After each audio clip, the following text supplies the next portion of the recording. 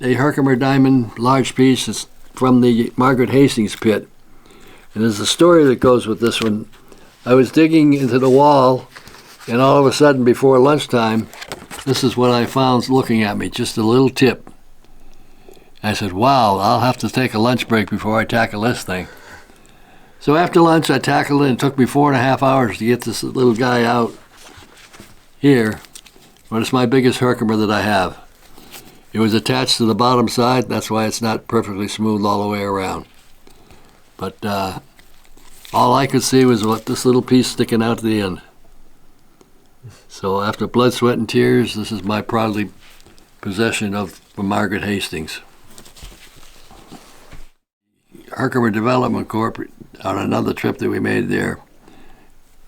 The true picture of a Herkimer diamond is that it has double terminated points on each side, and that's what makes it a true Herkimer diamond. You'll find places that some of this is a good one, but it doesn't show where it's attached to the wall. It was just in a vug. Very peaceful piece. Small crystals that are found in the bottom of the Herkimer dig, sand and everything like that. The story that goes with this is I was picking them out with tweezers one day, and I stopped to take a break to go in and get a drink of water, and I set the paper cup down on the steps, came back out, and our dog Bear is standing out in the middle of the yard shaking his head with the cup in his mouth, and the diamonds are flying all over the place.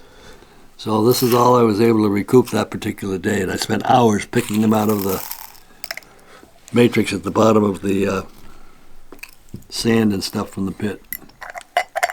This is one of the matrix pieces that we were able to salvage.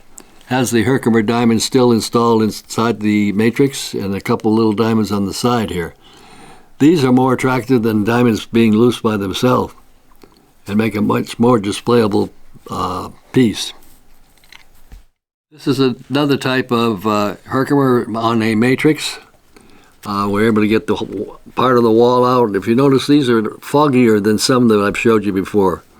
These again came from the Margaret Hastings pit. All her crystals are not crystal clear for some strange reason. This you may not be able to see what I'm trying to describe here, but this is a Herkimer diamond from the Herkimer Development Corp. And inside it has a smoky quartz. I don't know if you can see the smokiness in the film, but right up in this area is a darker matrix of quartz. It's called a skeleton inside the regular crystal. Calcite pieces that are found in these Herkimer bugs also.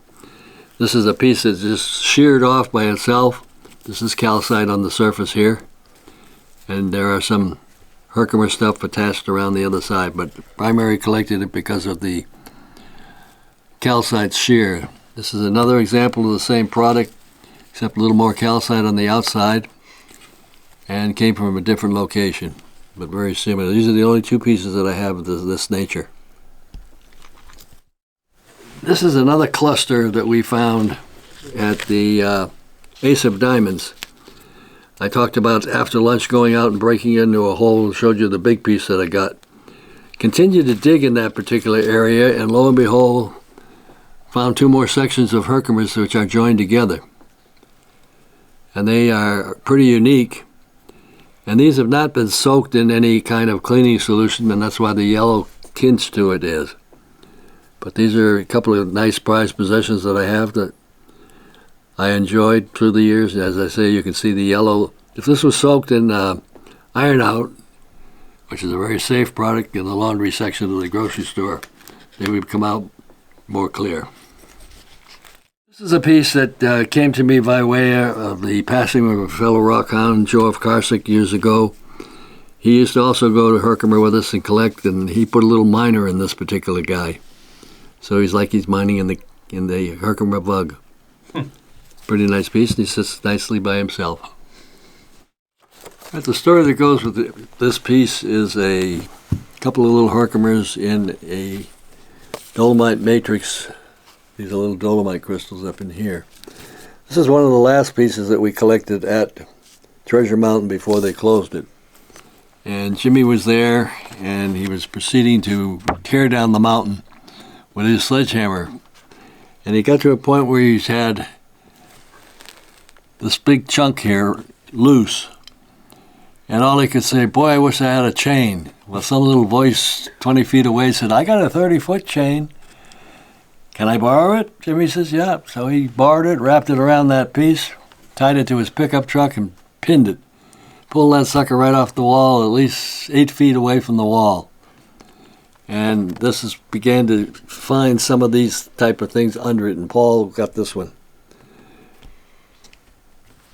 I wanted to know how Herkimer diamonds are formed. They basically are just formed from the chemicals in the land and water dripping down into cavities, which are just an opening, and they start to fill the space of the opening, and lo and behold, they come out with the different sidings, and lo and behold, you have a Herkimer diamond.